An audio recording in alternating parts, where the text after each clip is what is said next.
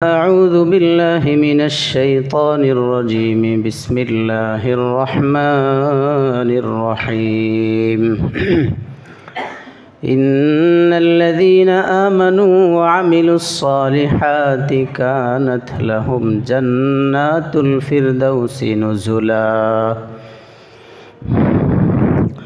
وقال رسول الله صلى الله عليه وسلم أحصوا هلال شعبان لرمضان أو كما قال رسول الله صلى الله عليه وسلم محبت الشتى شكلي پڑھن اللهم صل على محمد وعلى آل محمد كما صليت على إبراهيم وعلى آل إبراهيم إنك حميد مجيد اللهم بارك على محمد وعلى آل محمد كما باركت على إبراهيم وعلى آل إبراهيم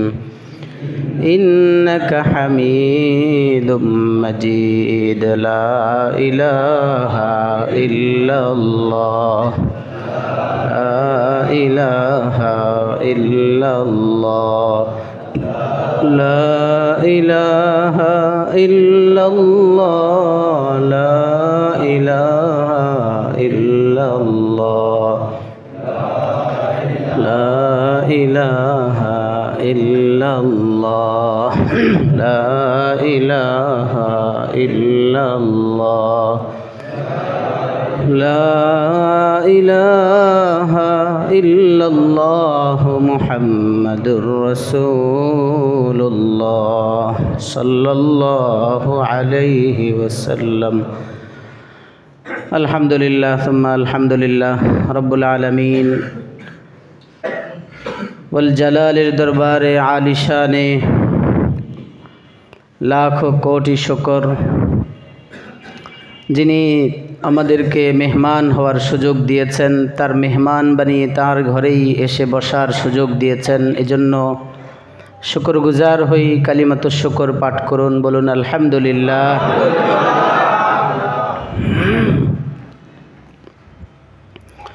আজকে চন্দ্র মাস যেটা চলছে সেই মাসের নাম হলো রজব মাস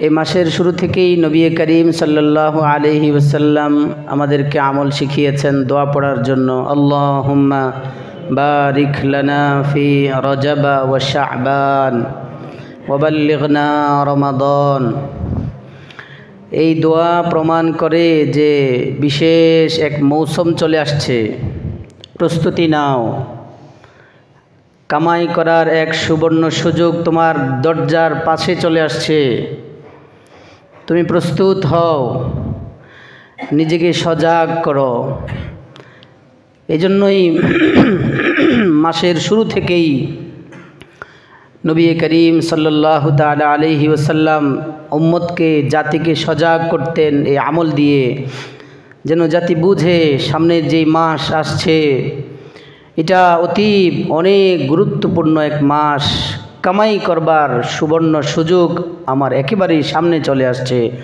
তাই যেন হাতছাড়া না হয়ে যায় এই সুযোগ এজন্য যিনি এই সুযোগ দিবেন তার কাছ থেকে দোয়া করে সুযোগটা তোমার জন্য মঞ্জুর করে নাও আল্লাহুম্মা বারিক লানা ফি রজব ওয়া শাবান আল্লাহ বারিক লানা আমাদের জন্য বরকতের ফয়সালা করেন কোথায় ফয়সালা করব রজব মাস আর শাবান মাসে দুই মাসে বরকত দিয়ে আমাদের হায়াতের মধ্যে বাল্লিগনা রমাদান যেটা মূল কাঙ্ক্ষিত মাস রমাদান সে রমজানে ঢোকার অনুপ্রবেশ করার রমজানে প্রবেশ করার সুযোগ আমাদেরকে দান করেন দোয়া করতে করতে একটা মাস শেষ হয়ে গেল আজকে সেই রজব মাসের 30 তারিখ তার মানে আর মাত্র 1 মাস আছে।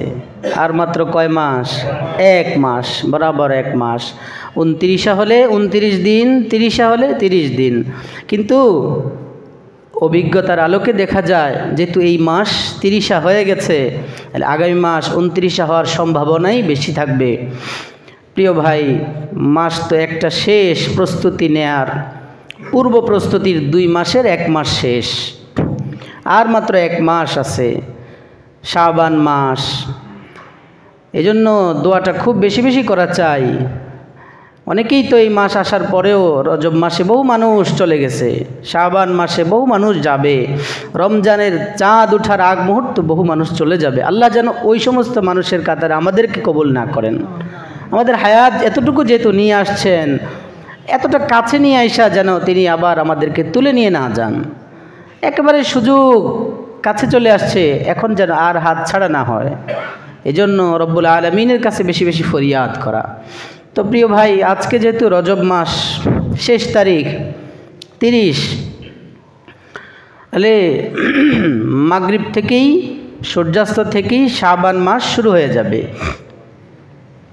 শাবান মাসের 1 তারিখ তাহলে আগামীকাল শনিবার, আগামীকাল শনিবার 1 তারিখ হবে। আজকে চাঁদ দেখার আমল নবীজি সাল্লাল্লাহু আলাইহি ওয়াসাল্লাম নিজেও চাঁদ দেখতেন, সাহাবায়ে কেরামকেও চাঁদ দেখার কথা বলতেন। এটা নবী আদর্শ, নবী সুন্নাহ, সওয়াবের এক বিশাল সুযোগ। এজন্য চাঁদ দেখব ইনশাআল্লাহ। আপনি চাঁদ দেখতে গেলে চাঁদ যদি চোখে নাও আসে তাও কালকে 1 তারিখ, কারণ আরবি মাস কয়দিন হয়? সর্বোচ্চ 30, 31 আরবি মাস হয় না। ইনশাআল্লাহ আমরা সবাই চাঁদ দেখব আজকে ইনশাআল্লাহ। চাঁদ দেখে এক দোয়া আছে, এই দোয়া যদি কবুল হয়ে যায় আমার আপনার জন্য কামিয়াবি। দোয়াটা হলো আল্লাহুম্মা বারিক লানা ফি রজব, আল্লাহুম্মা আহিল্লাহু আলাইনা বিল আমনি ওয়াল ঈমান ওয়াস সালামাতি ওয়াল ইসলামি রব্বি ওয়া রাব্বুকাল্লাহ। ভিন্ন রাওয়ায়াতে আছে ওয়াত তাওফিক লিমা ইউহিব্বু রাব্বুনা ওয়া ইয়ারদা রাব্বুনা। কত সুন্দর দোয়া, দেখি পড়েন। আল্লাহুম্মা আহিল্লাহু আলাইনা বিল আমনি ওয়াল ঈমানি ওয়াস সালামাতি ওয়াল ইসলামি রব্বি ওয়া রাব্বুকাল্লাহ। ভিন্ন রাওয়ায়াতে আরেকটা আছে। যাই হোক, চমৎকার তর্জমা। মানে আল্লাহ, মাস তো চলে আসছে কাছে, এখনই তো চাঁদ উঠে গেছে, তো একটা মাসের জন্য আপনার কাছে ফরিয়াদ জানাচ্ছি। আল্লাহ, আল্লাহুম্মা আহিল্লাহু আলাইনা বিল আমনি ওয়াল ঈমান। আল্লাহ, এই মাসের চাঁদ আমাদের জন্য নিরাপদ এবং ঈমানের সাথে, বিল আমনি নিরাপত্তার সাথে আমাদের জন্য এই মাসের চাঁদটা উঠান। পুরো 1 মাসের নিরাপত্তা আপনার কাছে চাই আল্লাহ। চাঁদ ওঠা থেকে আগামী চাঁদ পর্যন্ত একটা মাসের নিরাপদ সময়গুলো যেন কাজ পার করতে পারি। আয় আল্লাহ, আপনি আমাকে, আমার জন্য এই পুরো মাসটা নিরাপদ হিসাবে কবুল করেন। আল্লাহ, এই মাসে আমার এমন কোনো কাজ যেন না হয় যার কারণে আমার ঈমান নষ্ট হয়ে যায়। চাঁদ ওঠার সাথে সাথে আল্লাহর কাছে ফরিয়াদ জানানো, ওয়াল ঈমান। আল্লাহ, ঈমানের সাথে আমার যেন এই মাসটা আমি অতিবাহিত করতে পারি। রাসূল আরবি সাল্লাল্লাহু তাআলা আলাইহি ওয়াসাল্লাম তো বলেছেন, সকালবেলা বের হবে ঈমান নিয়ে, সন্ধ্যায় বাসায় ঢুকবে বেঈমান হয়ে। সন্ধ্যায় ঢুকবে ঈমানদার হয়ে, সকালবেলা বের হবে বেঈমান হয়ে। এমন যেন কোনো আচরণ, কোনো কাজ, কোনো কথা আমার দ্বারা না হয়। আল্লাহ, 1 মাসের নিরাপত্তা আপনার কাছে চাই। 1 মাস যেন আমি ঈমানের হালতে কাটাতে পারি। সালামতি, আল্লাহ, আপনার কাছে আমি পুরো মাসের সালামতি, শান্তি আপনার কাছে চাই। অশান্তি যেন এই মাস আমার ভোগ করতে না হয়। আমি আপনার কাছে শান্তির 1 মাস আপনার কাছে চাচ্ছি। ওয়াল ইসলাম, আল্লাহ, ইসলামের উপরে যেন শতভাগ কাটাইতে পারি পুরো 1 মাস। ইসলামের জিন্দিগি যেন আমার এই পুরো মাস কাটে আপনার কাছে, সেই ইসলামের জিন্দিগি আপনার কাছে এই পুরো মাস চাই। চাঁদটা উদিত করেন আমার জন্য, আমি যেন ইসলামের পূর্ণ হক আদায় করে মাস কাটাতে পারি, সেই তৌফিক আমাকে দান করেন। এরপরে আছে ওয়াত তাওফিকি লিমা ইউহিব্বু রাব্বুনা ওয়া ইয়ারদা। আর 3, 4, 5টা কথা তো বললাম। আমন, ইমান, সালামত, আর এক হলো ইসলাম। এবার 5 নম্বরে ব্যাপকভাবে বলে দেন, আল্লাহ আপনার পছন্দের যত কিছু আছে, আপনার পছন্দের যত আমল আছে, আপনার রেজামন্দির যত কাজ হতে পারে সবগুলো যেন আমি করতে পারি। এই মাসের চাঁদটা আমার জন্য তেমন করে উঠান যেন আপনার পছন্দের সমস্ত কাজগুলো আমি পুরো মাস করতে পারি। রব্বি ও রব্বুকাল্লাহ। এরপরে রসুল বলেন এই সব কিছুর তৌফিক দিয়ে নেওয়ালা একমাত্র শুধুই আমার আল্লাহ। রব্বি ও রব্বুকাল্লাহ, আমাদের সবার রব হলেন কে? আল্লাহ। তো প্রিয় ভাই, রসুল করিম সাল্লাল্লাহু আলাইহি ওয়াসাল্লাম শাবান মাস আসলে, মানে যেটা আজকের পরেই চাঁদ উঠতেছে, রমজানের আগের মাস, শাবান মাসের চাঁদ এতটা খেয়াল করতেন, এতটা গুরুত্বের সাথে শাবান মাসের প্রতি নবীজি গুরুত্বের সাথে খেয়াল করতেন শাবান মাসের, যেটা অন্য কোনো মাসের চাঁদ এত বেশি গুরুত্বের সাথে খেয়াল করতেন না। কেন? এই শাবান মাসের পরেই তো আমার কাঙ্ক্ষিত মাস রমজান মাস আসতেছে। সেই রমজান মাসের জন্যই তো দোয়া করতেছিলেন 2 মাস ধরে। এখন আমার অবহেলায়, আমার অজান্তে শাবানের চাঁদ শেষ হয়ে গেল, রমজান শুরু হয়ে গেল, আমি গাফেল ছিলাম, এমনটা যেন না হয়। এজন্য নবীজি সাল্লাল্লাহু আলাইহি ওয়াসাল্লাম উম্মতকে শিখাবার জন্য খুব গুরুত্বের সাথে, খুব বেশি খেয়াল করতেন, শাবান মাসের চাঁদ গণনা করতেন। আম্মা জান আয়েশা সিদ্দিকা রাদিয়াল্লাহু তাআলা আনহা তিনি বলেন, নবীজি সাল্লাল্লাহু আলাইহি ওয়াসাল্লামকে আমি আমার জীবনে নবীজির হায়াতে কখনো শাবান মাসের চাঁদকে যতটা গুরুত্ব দিয়ে তিনি গণনা করতেন, গুরুত্বের সাথে হিসাব রাখতেন, অন্য কোনো মাসের চাঁদকে এত গুরুত্ব দিতে দেখি নাই। কারণ রমজানের মূল্যায়নের জন্য, রমজানের হিসাব যেন ঠিক হয়ে যায়। এই জন্য তিনি সরাসরি নিজেও বলেছেন, আহসু হিলাল শাবান আলি রমাদান, আহসু হিলাল শাবান আলি রমাদান। ও আমার উম্মতেরা, তোমরা সব ধরনের হিসাব তো রাখো, তবে একটা মাস, এই মাসের হিসাবটা একটু গুরুত্বের সাথে রাখো। ইয়া রাসূলুল্লাহ, কোন মাসটা সেটা যে গুরুত্বের সাথে হিসাব রাখবো? নবী করিম সাল্লাল্লাহু আলাইহি ওয়াসাল্লাম বলেন, আহসু হিলাল শাবান, শাবান মাসের চাঁদ এটাকে খুব গুরুত্বের সাথে তোমরা হিসাব করো। কেন? লি রমাদান, রমজান মাসটাকে তোমরা যেন সুন্দরভাবে নির্ধারণ করতে পারো, গণনা করতে পারো, রমজান মাসটা যেন সুন্দরভাবে আপ্যায়ন করতে পারো, রমজানের মূল্যায়ন করতে পারো, রমজান অজান্তে যেন ছুটে না যায় তোমার আমল থেকে, তোমার জীবন থেকে। এজন্য শাবান মাসের খুব হিসাব করো, খুব বেশি গুরুত্বের সাথে হিসাব রাখো। ইনশাআল্লাহ আজকে যদি চাঁদ উঠে যায় তাহলে আগামীকাল হবে, উঠে যায় মানে উঠবেই 30শে রমজান, 30শে শাবান শেষ, তো কালকে 1 তারিখ হলে এরপরের শুক্রবার, আগামী শুক্রবার, আজকে 1 শুক্রবার না, আজকে 1 শুক্রবার, তার মানে আগামী শুক্রবার হবে শুক্র 8, তাহলে একদিন বাদ হবে, তার মানে 7 তারিখ, তাহলে এরপরে শুক্রবার হবে 14 তারিখ, তার মানে আগামী শুক্রবারের পরে শুক্রবার হলো শুক্রবার দিন যে রাত যেটা, ওইটা হলো শবে বরাতের রাত, শবে বরাত। এই আগামী শুক্রবারের পরের শুক্রবার হলো কি, মানে শুক্রবার দিন গিয়ে রাত। ইনশাআল্লাহ আমরা আগামী জুমায় শবে বরাত সম্পর্কে কিছু আলোচনা শুনব। তো ওই শুক্রবার রাতে আমরা ইবাদত করব, শনিবার দিন ইনশাআল্লাহ যাদের সুযোগ হয় কি করব, রোজা রাখবো ইনশাআল্লাহ। আল্লাহ আমাদের তৌফিক দান করে। আচ্ছা, জাযাকুমুল্লাহ। হঠাৎ করে ঘামাইতেছি কেন? না ভাই, জাযাকাল্লাহ।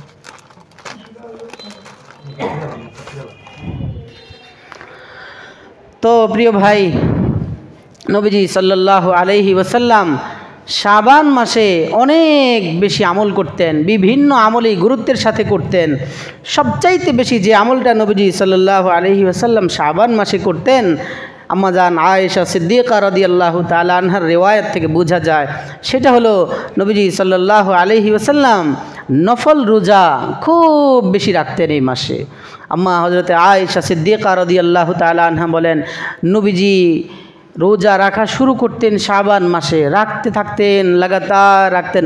আমরা ভাবতাম মনে হয় এই মাসে আর রোজা ভাঙবেন না, লাগাতার এত বেশি লাগাতার রোজা রাখতে থাকতেন, খুব রোজা রাখতেন।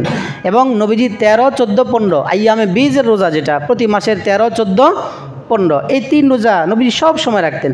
কিন্তু কখনো যদি কোনো সফরে থাকতেন অথবা দাওয়াত, গুরুত্বপূর্ণ দাওয়াত যদি আসতো, তো সেই কারণে নবীজি সাল্লাল্লাহু আলাইহি ওয়াসাল্লাম এই 3 দিনের রোজা কোনো মাসে ছুটে যাইত। কিন্তু এই রোজাগুলোও নবীজি, এই নফল রোজাগুলোও শাবান মাসে এসে ওই যে পিছনের কয়েকটা রোজা যদি ছুটে গিয়ে থাকতো, সেগুলো এসে শাবানে আবার কাজা করে নিতেন। কাজা নবীজি, নফল রোজা তো নবীজি রাখতেন ধারাবাহিকভাবে, এই জন্য কাজা শব্দ ব্যবহার করেছি। কাজা তো হয় ফরজের। তো কত গুরুত্বের সাথে নবীজি সাল্লাল্লাহু আলাইহি ওয়াসাল্লাম এই রোজাগুলো রাখতেন। এই জন্য শাবান মাসের সবচাইতে বেশি যে আমল নবীজি সাল্লাল্লাহু আলাইহি ওয়াসাল্লাম করতেন, সেটার নাম কি ভাই? রোজা, নফল রোজা। এই জন্য আমরা যত বেশি পারি সোমবার, বৃহস্পতিবার কেন্দ্র করে রোজা রাখা, বিশেষ করে এই মাসটা হলো সোমবার, বৃহস্পতিবার। আমাদের অনেক ভাই আছেন যারা সোমবার রোজা রাখেন, বৃহস্পতিবার রোজা রাখেন। আপনাদের কাছে অনুরোধ থাকবে, এই যে শীতকাল মৌসুম গেছে না, শীতের মৌসুম, এটা রোজা রাখার এক মৌসুম ছিল। সকালে ফজর নামাজ পড়ে শেষ করতে না করতেই 7টা, 7:30 বেজে যায়। এরপরে একটু পরেই দেখেন সূর্যাস্তের দিকে যায়। জোহরের নামাজের পরে তো আসর, একটু পরে আসরের জামাত, আসর পড়তে দেরি মাগরিবের আজান, মানে একটু পরেই দিয়ে ফেলে, কাজের কোনো বরকত পাওয়া যায় না। এই জন্য এটা হলো রমজানের রোজা রাখার মূল সুযোগ ছিল। এটা এখনও আছে, যাদের সুযোগ আছে এখনও সম্ভব। আর তাহাজ্জুদের বিশাল বড় মৌসুম ছিল এই মাস, এই সুযোগ, এই শীতকালীন হলো তাহাজ্জুদের সবচাইতে বড় মৌসুম। 5টা 18, 19 পর্যন্ত এবছর তাহাজ্জুদের শেষ সময় ছিল। এখন আবার কমছে, আজকে 16 না জানি 17 পর্যন্ত ছিল, 17, যাই হোক 17 পর্যন্ত ছিল। এই যে খবর আছে, তো খবর রাখা চাই, তাহাজ্জুদের আমল করা চাই। আল্লাহ তৌফিক দান করেন। নবীজি সাল্লাল্লাহু আলাইহি সাল্লাম এই মাসে খুব বেশি আমল করতেন, রোজার আমল সবচেয়ে বেশি করতেন। কেন করতেন? নবীজির সাল্লাল্লাহু আলাইহি সাল্লামের নাতি পালক ছেলে হজরতে যায়েদ রাদিয়াল্লাহু তাআলা আনহুর ছেলে উসামা বিন যায়েদ রাদিয়াল্লাহু তাআলা আনহু নবীজিকে জিজ্ঞেস করছেন, ইয়া রাসূলুল্লাহ, রোজা তো আপনাকে অন্যান্য মাসেও রাখতে দেখি, কিন্তু শাবান মাস আসলে আপনি এত গুরুত্বের সাথে কেন রোজা রাখেন? যখন রোজা রাখা শুরু করেন তো রাখতেই থাকেন, আবার এমনও হয় যে যখন ছাড়তে শুরু করেন ছাড়তেই থাকেন, কিন্তু যখন রোজা রাখেন এত গুরুত্বের সাথে শাবান মাসে কেন আপনি রোজা রাখেন? উসামা বিন যায়েদ রাদিয়াল্লাহু তাআলা আনহুর প্রশ্নের জবাবে এই হাদিসে নবীজি সাল্লাল্লাহু আলাইহি ওয়াসাল্লাম 2 জবাব দিয়েছেন। আম্মাজান হযরতে আয়েশা সিদ্দিকা রাদিয়াল্লাহু তাআলা আনহাও নবীজিকে একই প্রশ্ন করেছেন। সেই প্রশ্নের জবাবে ওই হাদিসে নবীজি 1 জবাব দিয়েছেন, 3 জবাব। চতুর্থ আরেকটা জবাব মুহাদ্দিসিনে কেরাম হিকমত হিসাবে উল্লেখ করেন যে রমজান মাস, মুহাদ্দিসিনে কেরামটা শোনায় আগে। এত বেশি রোজা রাখার কারণ মুহাদ্দিসিনে কেরাম বলেন, রমজান মাস এক গুরুত্বপূর্ণ মাস, ফরজ বিধান আল্লাহর। রমজানের রোজা আকিল বালিগ মুসলিমের উপরে ফরজ, কাজা করা হারাম, কাজা করা যাবে না। তো কাউকে যদি হঠাৎ করে 11 মাস খাওয়ার পর বলা হয় যে রমজানের রোজা রাখো, তো রাখবে, কিন্তু রাখাটা তার জন্য প্রথম দিন হঠাৎ করে 11 মাস খাইলো, হঠাৎ করে যখন তার উপর প্রেশার দেওয়া হয় তখন তার জন্য কষ্ট হয়ে যাবে না অনেকটা। এজন্য উম্মতকে অভ্যস্ত করার জন্য, উম্মত যেন অভ্যাসে পরিণত হয়ে যায়, এই জন্য শাবান মাসে নবীজি সাল্লাল্লাহু আলাইহি ওয়াসাল্লাম বেশি বেশি রোজা রাখতেন, লাগাতার রোজা রাখতেন। এবং ভিন্ন রাওয়ায়াতে আছে নবীজি কখনো কখনো শাবান মাস পুরোটা, রমজানের বাহিরে, রমজান মাস তো ফরজ রাখতেনই, রমজানের বাহিরে পুরো 1 মাস রোজা রাখতেন, যেই মাসটা সেটা হলো শাবান মাস। তো উম্মতকে অভ্যাসে পরিণত করার জন্য, উম্মত যেন অভ্যস্ত হয়ে যায়, যেন প্রথম দিন থেকেই রোজা কষ্ট না হয়, এই জন্য নবী সাল্লাল্লাহু আলাইহি ওয়াসাল্লাম পুরো মাসে বেশি বেশি রোজা রাখতেন। আপনি দেখেন দুনিয়ার নিজামও, দুনিয়ার নিয়মেও মানুষ যখন কোনো গুরুত্বপূর্ণ কোনো কাজ তাদের সামনে আসে, তো এটা প্রথম থেকেই হঠাৎ করে একবারে একসাথে পুরোটা করে ফেলে না, আগে প্র্যাকটিক্যাল অনুসরণ করে, আগে অনুশীলন করে। যেমন ডাক্তার যারা অপারেশন করে, যারা সার্জন তারা কি করে, আগে বিভিন্ন পশু পাখি ধরে ধরে ওগুলোকে অপারেশন শিখে, ব্যাং নেয়, নিয়ে ওটাকে কাটে। কিভাবে কাটতে হবে, কিভাবে অপারেশন করতে হবে, ধরেই মানুষ ধরে না, ধরেই যদি শুরু করে কেউ আছে অ্যাক্সিডেন্ট করে মানুষ মেরে ফেলে, এমন ঘটনা আছে না? বহু আছে। তো ঠিক তারা যেমন মানুষের অপারেশনের জন্য আগে পূর্বে প্রাণী ধরে ধরে অপারেশন শিখে, তো উম্মতকে এটাও শিখাবার জন্য, দেখো ফরজ এক বিধান তোমার জন্য সামনে আসছে, সেটা অভ্যাসে পরিণত করার জন্য উচিত তো ছিল প্রতি মাসে, প্রতি সপ্তাহে সোমবার বৃহস্পতিবার, প্রতি মাসে 13, 14, 15, সেটাও পারো নাই। বাস এখন একেবারে রমজান কাছে চলে আসছে, শাবান মাসটা যত বেশি সম্ভব একটু রোজা রাখো, অভ্যাসে পরিণত করো। যখন তুমি অভ্যস্ত হয়ে যাবা তো তুমি স্বাদ পেয়ে যাবা, মজা পেয়ে যাবা। রোজার যে এক মজা, রোজা রাখা মানে আল্লাহর সাথে সরাসরি বন্ধুত্ব স্থাপন করা, সরাসরি আল্লাহর সাথে ভালোবাসা, অনেক বেশি অগ্রসর হয়ে যাওয়া। একটা মজা যখন অনুভব হয়ে যাবে, স্বাদ যখন লেগে যাবে, তখন আর তার জন্য ওই রোজাটা যেটা রমজানে ফরজ, যেটা কর্তব্য রাখতেই হবে, সেটা আর তার জন্য কষ্ট হবে না। আর হযরত উসামা বিন যায়েদ রাদিয়াল্লাহু তাআলা আনহু যখন জিজ্ঞেস করছেন, তখন নবীজি সাল্লাল্লাহু আলাইহি সাল্লাম দুইটা জবাব দিয়েছেন। এক নম্বর বলেছেন, উসামা দেখো রমজানের আগের যে মাসটা শাবান মাস, এই মাসের ব্যাপারে যালিকা শাহরুন ইয়াগফুলুন নাসু আনহু, মানুষ এই মাস সম্পর্কে গাফেল থাকে। আগের মাস 4 মাস সম্মানিত মাসের এক মাস হলো রজব মাস, মনে আছে তো আগের আলোচনা? রজব মাসটা সম্মানিত মাস, সম্মান দিয়েছেন কে? আল্লাহ। সম্মানিত মাস হিসাবে আমার উম্মত খুব সম্মান করে, ইজ্জত করে, গুনাহ করে না, হারাম কাজ যায় না। এরপরে রজব মাসের পরে শাবান মাসের পরে যায়া রমজান মাস, ওইটাও গুরুত্বপূর্ণ মাস, ফরজ বিধান মানুষ খুব গুরুত্বের সাথে আমল করে। তো আগে আর পরে, রমজান মাস পরে, আগে হলো রজব মাস, দুইটা মাস সম্মানিত খুব। এই হাদিসও আসছে, নাসাই শরীফের এক রিওয়ায়াতে আছে, এই যে যালিকা শাহরুন ইয়াগফুলুন নাসু আনহু। তো নবীজি সাল্লাল্লাহু আলাইহি সাল্লাম বলেন, এই মাস আর ওই মাস, মাঝখানের মাস হলো শাবান, এর আগের মাস হলো রজব, এর শাবানের শেষ মাস হলো রমজান। দুইটা মাসকে মানুষ ইজ্জত দেয়, সম্মান করে, খুব ইবাদত বন্দেগী করে, কিন্তু মাঝখানে শাবান মাসের ব্যাপারে মানুষ খুব গাফেল থাকে। এজন্য আমি রসুল সাল্লাল্লাহু আলাইহি সাল্লাম আমার উম্মতকে শেখাবার জন্য, আমার উম্মত যেন গাফেলের মধ্যে না থাকে, গাফলাতের মধ্যে সময় নষ্ট না করে, উম্মত যেন শাবান মাসের কদর করে, এজন্য আমি এই মাসে বেশি বেশি রোজা রাখি। অতএব তোমরা শাবান মাসে বেশি বেশি রোজা রাখবা, এক কারণ।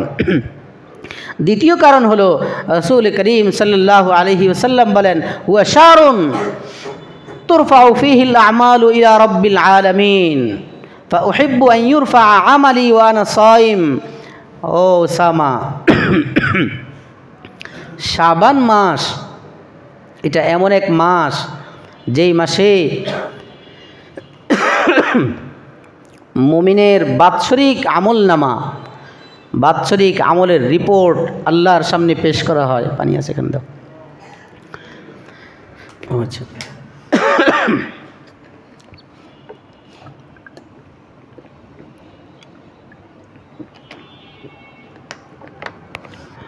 নবীজি বলেন, উসামা এই শাবান মাস হলো সমস্ত মুমিনের বাৎসরিক রিপোর্ট আল্লাহর সামনে পেশ করার মাস। সারা বছরে কি করেছে, কি আমল করেছে, কি গুনাহ করেছে, কতটুকু নেক আমল, কতটুকু বদ আমল, এই সবগুলোর রিপোর্ট আল্লাহ রব্বুল আলামিনের কাছে ফেরেশতারা বাৎসরিক হিসাব পেশ করেন। তো আমি নবী এই শাবান মাসে রোজা এই জন্য বেশি রাখি, চেষ্টা করি পুরো মাস রোজা রাখার জন্য। কেন?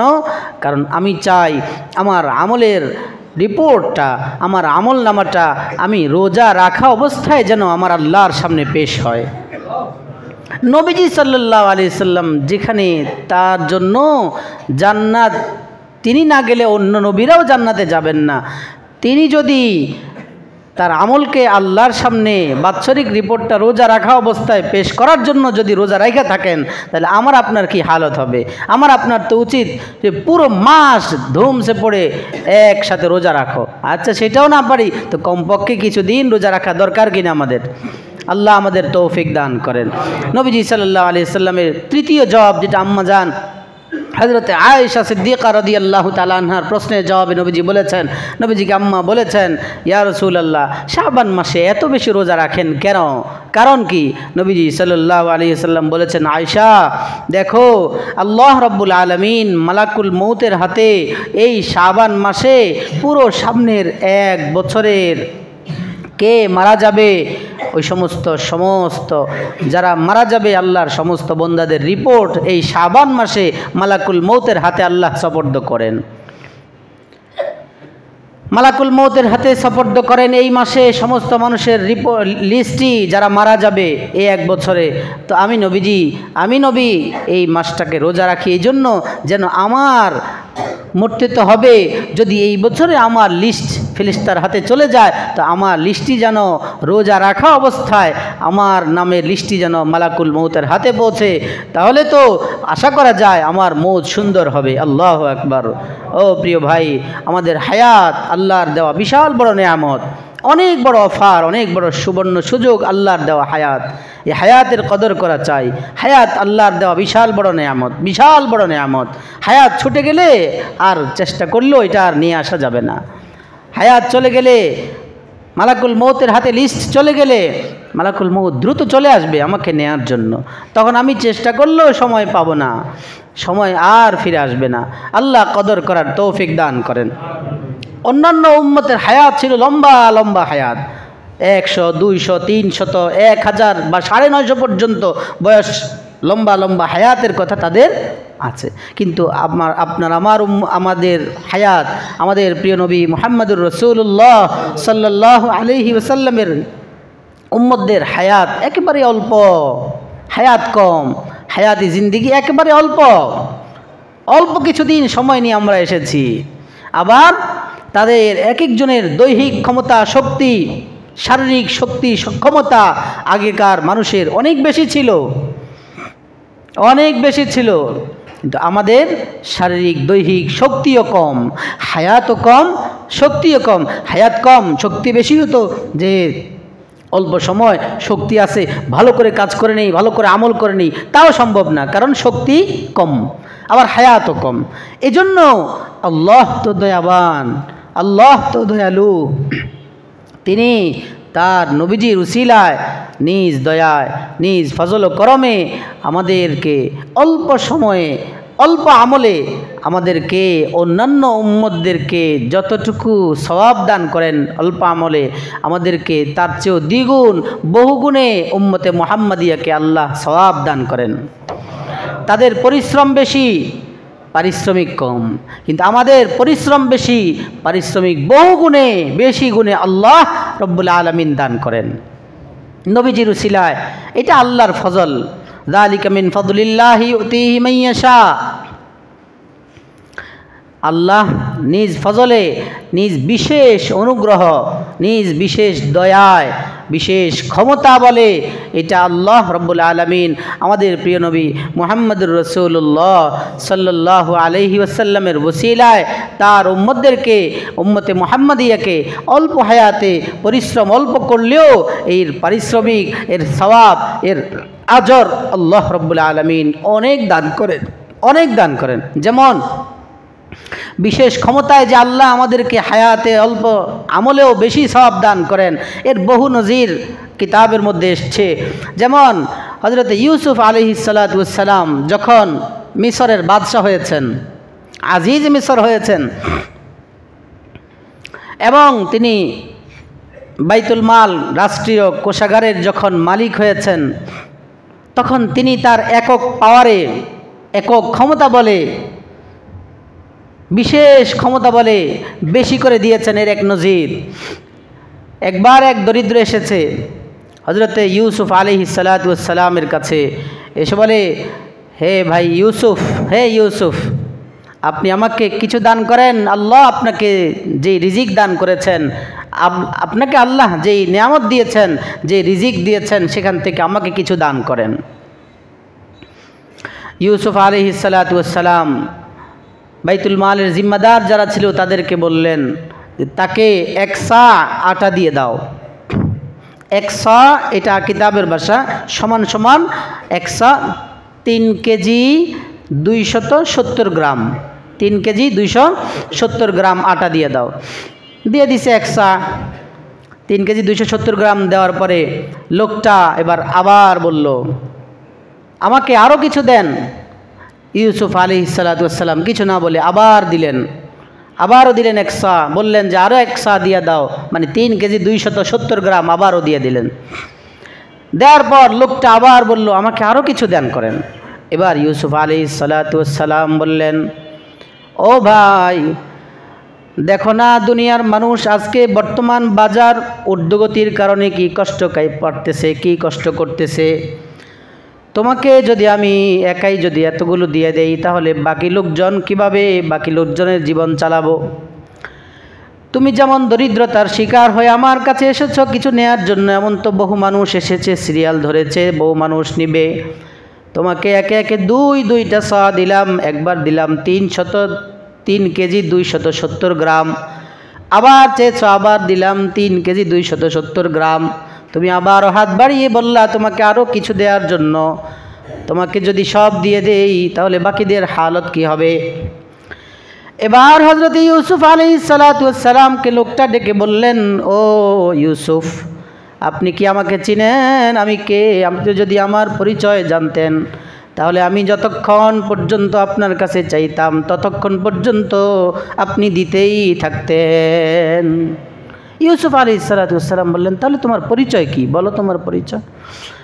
বলে, আমাকে চিনেন না? আমি ওই আমি ওই শিশু, আমি ওই ব্যক্তি যেই ব্যক্তি শৈশবকালে শিশু থাকা অবস্থায় যখন আজিজ মিসরের স্ত্রী জুলেখা যখন আপনার ব্যাপারে অপবাদ দিয়েছে, আপনাকে মিথ্যা অপবাদ দিয়েছে, ওই সময় যেই শিশুটা আপনার পবিত্রতার হেফাজতের জন্য সাক্ষ্য দিয়েছে, যেই শিশুর জবান দিয়ে মহান রব্বুল আলামিন জবান জারি করে দিয়ে সাক্ষী দেওয়ার সুযোগ দিয়েছেন, ওয়াশাহিদা শাহিদুম মিন আহলিহা ইন কানা কামিসুহু কুদ্দা মিন কুবুলিন ফাসাদাকাত ওয়া হুয়া মিনাল কাযিবিন ওয়া ইন কানা কামিসুহু কুদ্দা মিন দুবুরিন ফাকাযাবাত ওয়া হুয়া মিনাস সাদিকিন।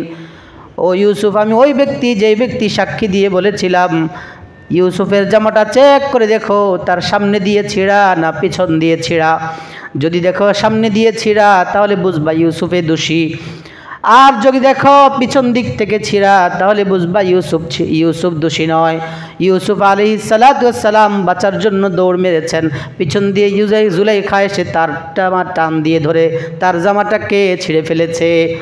আমি সেই শিশু, যেই শিশু আপনার পবিত্রতার জন্য সাক্ষ্য দিয়েছি, আপনি আমাকে আরও দান করেন। ইউসুফ আলাইহিস সালাতু ওয়াস সালাম এবার চুপ হয়ে গেলেন। এবার তিনি তাকে বললেন, বাইতুল মালের যে জিম্মাদার, তাকে ডেকে বললেন, তুমি তাকে 1 ইরদাব দিয়ে দাও। ইরদাব সমান সমান হলো, ইরদাব এর বিভিন্ন ব্যাখ্যা আছে। কোন মুহাদ্দিসিনে কেরাম বলছেন 1 ইরদাব সমান সমান 105, কেউ বলেছেন 150। যাই হোক, 105 মন ইউসুফ আলাইহিস সালাতু ওয়াস সালামের কাছে যখন দ্বিতীয়বার আবার চাইল, তিনি বললেন, ঠিক আছে, তাকে 1 ইরদাব দিয়ে দাও, অর্থাৎ 105 মন আটা তাকে দাও। এটা হলো বিশেষ পাওয়ার, যে বিশেষ পাওয়ারে আল্লাহ উম্মতে মুহাম্মাদিকে অল্প আমলে অনেক বেশি সওয়াব দান করেন। এটা উম্মতের মধ্যে, নবীদের মধ্যে এই সুযোগ, এই উদাহরণ আছে, এটা দেখানোর জন্য। তখন তিনি 1 ইরদাব যখন দিলেন, সাথে সাথে বললেন তাকে আরও 100 দিনার তাকে দিয়ে দাও। 100 দিনার বর্তমান বাজার মূল্যে 40,43,000 টাকা। সাথে সাথে ইউসুফ আলাইহিস সালাতু ওয়াস সালাম দিয়ে দিলেন 1 ইরদাব, অর্থাৎ 105 মন, আর ওই দিক দিয়া 100 দিনার, অর্থাৎ 40,43,000 টাকা। এই সব কিলো দেওয়ার পরে যখন লোকটা চলে গেল, এবার আসমান থেকে ওহী আসলো, ও ইউসুফ, একবার মাত্র জীবনে তোমার পবিত্রতার ঘোষণা দিয়েছে যেই শিশু, তুমি তার প্রতি সদয় হয়ে একবার তোমার পবিত্রতার ঘোষণা দেওয়ার কারণে তাকে তুমি এত বেশি উপকার করেছ, উপহার দিয়েছ।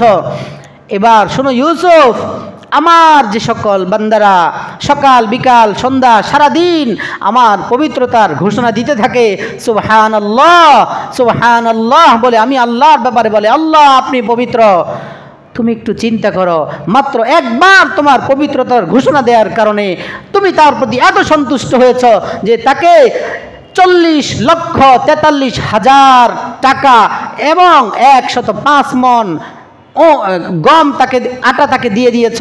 আমার যে সকল বান্দারা সারা দিন রাত 24 ঘন্টা 5 ওয়াক্ত নামাজের মধ্যে, নামাজের আগে নামাজের পরে, সকাল বিকাল আমি আল্লাহর পবিত্রতার ঘোষণা দিতে থাকে, তাদের পুরস্কার আমি আল্লাহ কত বেশি দিব একটু ভাবো। আল্লাহু আকবার, সুবহানাল্লাহ, সুবহানাল্লাহ। এজন্য প্রিয় ভাই, আল্লাহর পবিত্রতার ঘোষণা দেওয়া দরকার আছে না নাই? সকাল বিকাল বলবো আল্লাহ সুবহানাল্লাহ, সুবহানাল্লাহ। আল্লাহ বলবেন, বান্দা তুমি আমার পবিত্রতার ঘোষণা দিচ্ছ, যাও তুমিও পাক। বান্দাকে আল্লাহ কি করে দিবেন? পাক করে দিবেন। এটার দলিল আছে, ফাযকুরুনি আযকুরকুম। দলিল হলো আপনি বলতেছেন সুবহানাল্লাহ, এটার এই আয়াতের তাফসীর হলো বান্দা যখন বলে সুবহানাল্লাহ, আল্লাহ আপনি পাক, তখন আল্লাহ বলেন যা বান্দা তোরেও পাক করে দিলাম। সুবহানাল্লাহ। আল্লাহ বুঝার আমল করার তৌফিক দান করেন। তাহলে শাবান মাসের অন্যতম গুরুত্বপূর্ণ আমলের নাম হলো নফল রোজা। ইনশাআল্লাহ বেশি বেশি রাখবো ইনশাআল্লাহ। আর দ্বিতীয় আমল, রাসূল সাল্লাল্লাহু আলাইহি ওয়াসাল্লাম সমস্ত আমলই বেশি বেশি করতেন। আমি বলবো দ্বিতীয় আমল, কোরআনে পাকের তেলাওয়াতে অভ্যস্ত হন। তাহলেই তো রমজান মাস আসলে মন চাইবো একটু করার জন্য। রমজান মাস আসলেই একবারে নিয়ে বসে একসাথে কয়েকশো খতম দিয়ে ফেলবেন না, পারবেন না। আগের থেকে একটু অভ্যস্ত হলে, একটু মজা লাগলে, তখন রমজান আসলে আপনার জন্য, যদি আগে রমজানে 2 খতম দিতেন, এখন ইনশাআল্লাহ ওই যে একটা অভ্যাস হওয়ার কারণে আপনি আরও 1 খতম বাড়ায় দিতে পারবেন। আল্লাহ কোরআনে পাকের তেলাওয়াতকে এখন থেকেই শুরু করার তৌফিক দান করেন।